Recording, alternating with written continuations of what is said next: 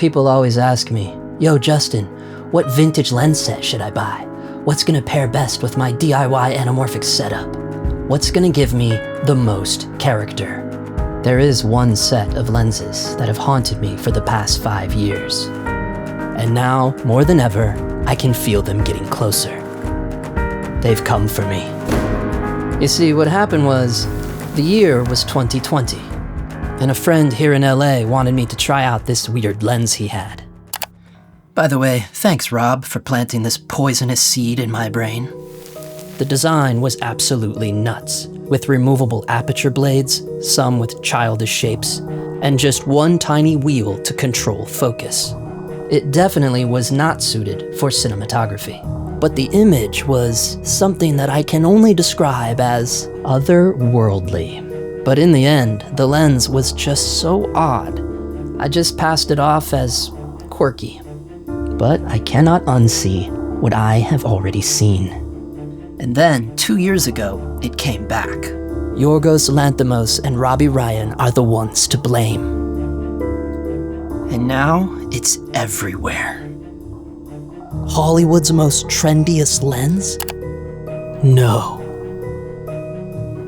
The virus has spread. And just last night, it popped up yet again. This time in the form of a scandalous Hulu documentary. I thought to myself, this can't be true. Must be some sort of plug-in they're using in the grade. Plug-in? But I was wrong. Dead wrong. It's the Petzvals. But where did these lenses come from? What's the origin story? Okay, thanks, Joe. My good lord. Well, that's not gonna work. There has got to be a better way. Lomo. Lomography. Lomography? Lomography. They're the ones who started this. What the hell is this? A 35 mil? Cashback voucher for a future 27?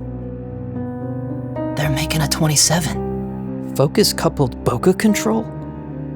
What does that even mean?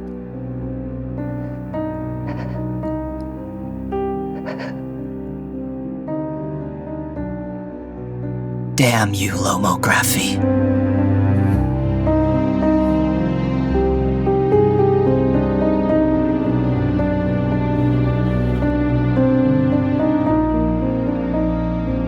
What the hell is he waiting on? Just order it already. Justin Phillip has to think about his entire life before he makes any new gear purchases.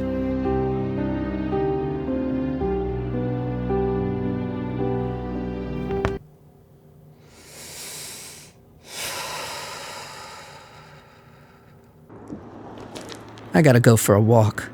Clear my mind. Think about this responsibly. I mean, it's only $1,600 for all three. Fuck. This video was not sponsored by Lomography at all. In fact, they had no clue I was even making this. Damn you, Lomography.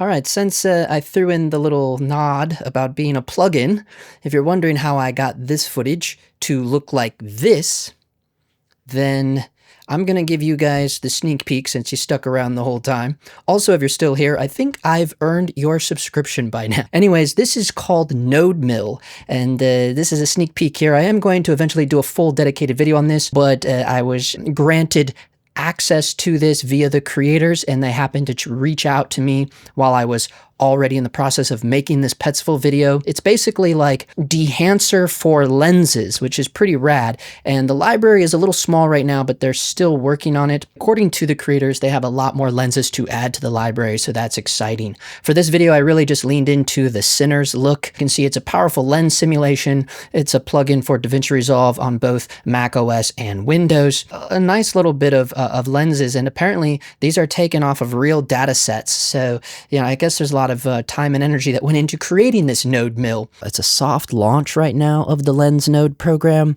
but if you use my link, you can get early access to it. Shout out to the folks over there at Node Mill for hooking us up with that. But look at all of these color spaces they have in here. And notice there's more down here too, even if you shot it on like basic stuff, like even a cell phone, you know? So this is just the beginning, right? You can choose your variant. And like I told you, for the family, I just went with movie effects. Look how wild the Civil War is, but then also you have the centers options. But again, a lot of that too, what's gonna influence that is like this master blend. So you can literally see it pulling back and forth. Then the overdrive is where it gets a little nuts here around the outside areas here. In the overdrive mode, you can kind of see it getting wild, but really it's like when you start adjusting the sensor size, you know what I mean? If it was too crazy, or if you want to really, really push it. And then this is also where the f-stop sharpener is. So notice this grass down here. Because that's also, I have the bokeh swirl turned on. So way down in here into the, I believe it's creative settings. Yeah, there's your bokeh swirl. And of course the depth gain, there's like slight adjustments in this, but obviously that's all going to be influenced by the overdrive or the master blend or the sensor size, depending on how far you're going to push these things in conjunction with the f-stop sharpener. But also what's cool is you have all of your individual controls too. So in here you control distortion, coma, your aberrations, your fringe, your bokeh blur, right? So that's going to affect things like that as well. The bloom, and of course your vignette. You can really crank out the vignette and the color cast. But also what's nice in here is in the mix and match. So you can literally pull different characteristics of each lens, right? So if you wanted the distortion of like the Cooke S4 25mm T2 version 2, you could grab the distortion from that.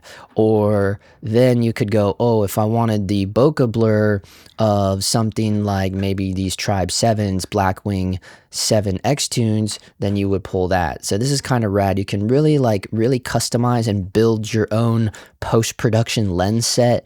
I mean, they even have like, here would be a wild one, like take the bokeh of like the old Lomos, because they're in here too, the Lomo Illumina Super 35 Mark 1s.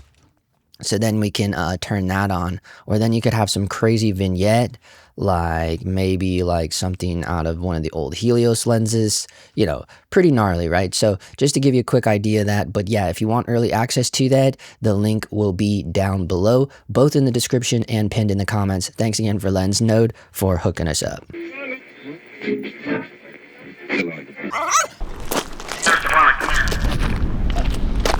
A lot of people have come out in video.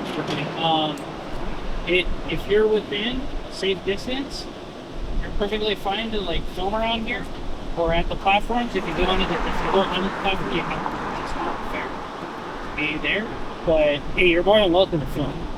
For the most part, most like platforms and stuff that is considered public, for like the tracks, that's a no-no. Okay. All right, man. Okay. It's your safety. That's what we're here for, to keep people safe. Okay. Cool. All right, man. Take care. Thank you.